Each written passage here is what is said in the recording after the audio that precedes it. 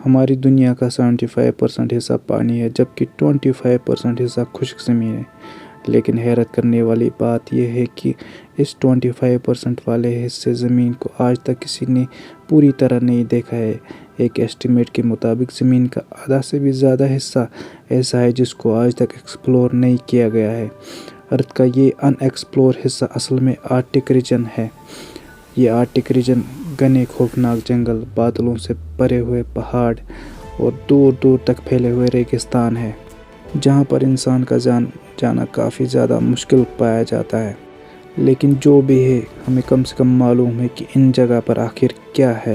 لیکن آپ کو یہ جان کر حیرت ہوگی کہ ارتھ کا یہ بڑا حصہ جس کے بارے میں انسان کو معلوم نہیں ہے، اور وہ حصہ ہے سمندر۔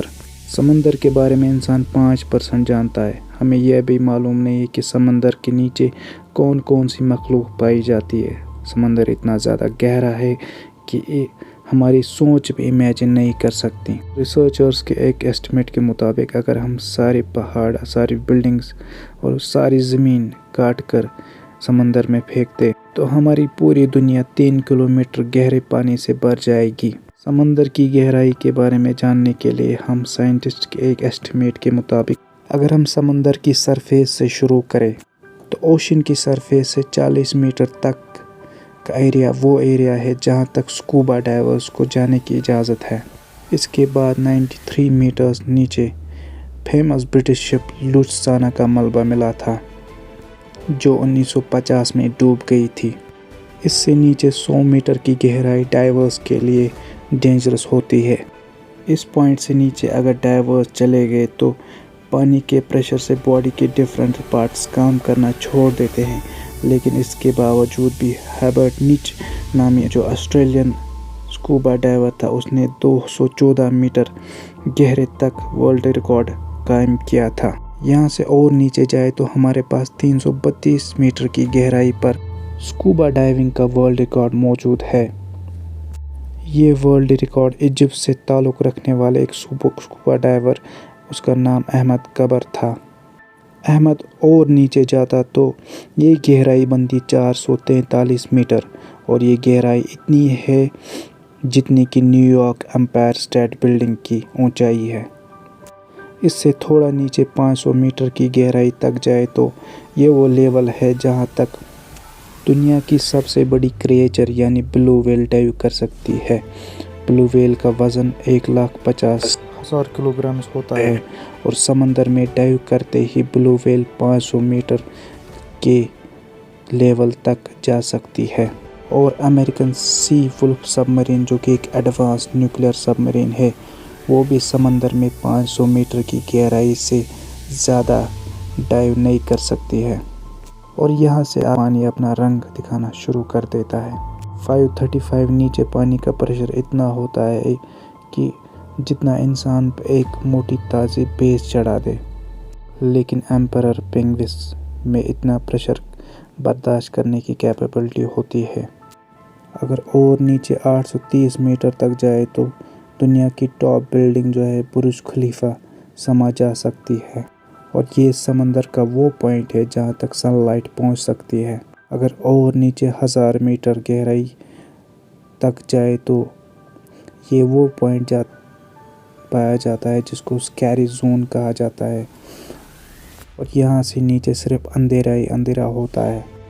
اس پوائنٹ پر پانی کا پریشر جو ہے 1500 PSI ہو جاتا ہے، اور حیرت کی بات یہ ہے کہ اسکیری زون پہ جائنٹ اسکواڈز پائے جاتے ہیں، اور یہ ڈیپ سی کی خوفناک مخلوق پائی جاتی ہے۔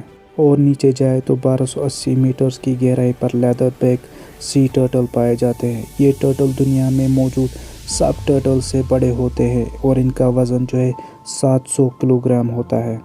2000 میٹر کی گہرائی پر بلیک ڈریگن فش پائی جاتی ہے۔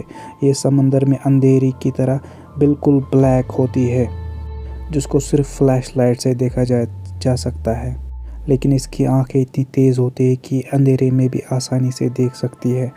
اور نیچے 2250 میٹر پہ سپرم ویل اور خوفناک کولوسل سکوڈ جیسی مخلوق پائی جاتی ہے۔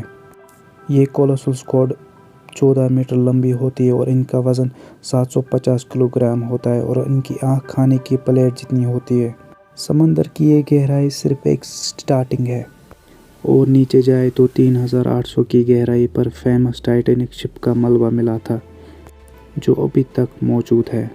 200 میٹر اور نیچے جائے تو 4000 میٹر سے اوشن کا وہ حصہ پایا جاتا ہے جس کو ایبسل زون کہا جاتا ہے۔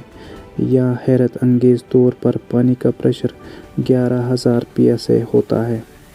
یہاں پر حیرت انگیز مخلوق موجود ہوتی ہے جیسے فنگر ٹوتھ اینگلر فش اور وائپر فش۔ مزید 6000 گہرائی پر اوشن کا ہیزل زون پایا جاتا ہے۔ یہاں پر پانی کا پریشر اتنا ہوتا ہے کہ ایک بلٹ پروف کار کو ایک جھٹکے میں پھاڑ دے۔ تو 6000 میٹر کی گہرائی وہ گہرائی ہے جہاں تک US نیوی کی ریسرچ سب مرین جا سکتی ہے۔ اس کو DSV-11 کہا جاتا ہے، اور یہ وہی ڈیپ اوشن سب مرین ہے جس نے ٹائٹینک شپ کو تلاش کیا تھا۔ 8840 میٹر کی گہرائی پر پورا ماؤنٹ ایورسٹ سمندر میں سما جا سکتا ہے۔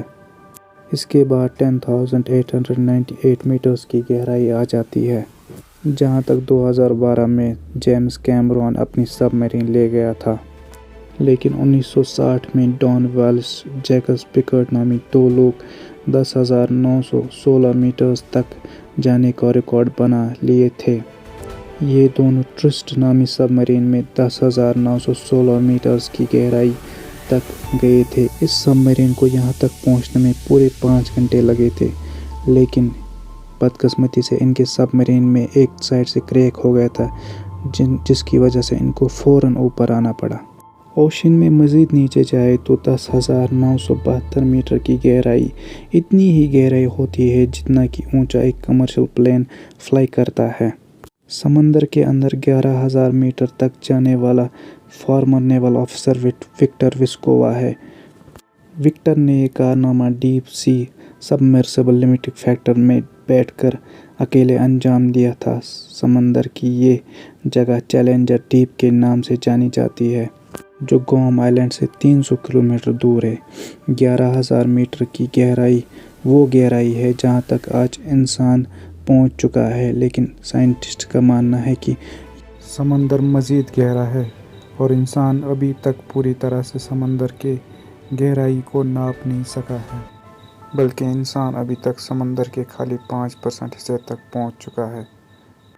اگر آپ کو میری ویڈیو اچھی لگی تو لائک، شیئر، سبسکرائب اور کامنٹ کرنا نہ بھولیں۔ آپ کے پیار بھرے کامنٹس کا انتظار رہے گا۔